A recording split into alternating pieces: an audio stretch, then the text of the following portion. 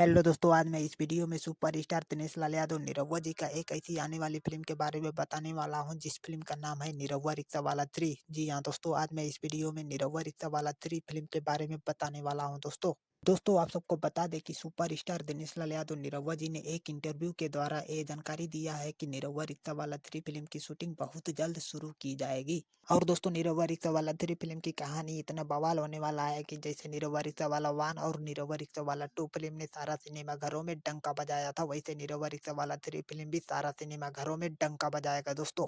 और दोस्तों आप सबको बता दें कि निरहुआ रिक्शा वाला 2 फिल्म को खुद निरहुआ जी के होम प्रोडक्शन में बनाया गया था दोस्तों। तो दोस्तों हो सकता है कि निरहुआ रिक्शा वाला 3 फिल्म को भी निरहुआ जी के होम प्रोडक्शन में बनाया जाए। और दोस्तों एक बात और आप सबको बताना चाहते हैं कि निरहुआ जी के होम प्रोडक्शन से जितनी भी फिल्में बनाई जाती हैं, सारे फिल्म धमाकेदार और साफ सुथरी फिल्म बनाई जाती हैं दोस्तों।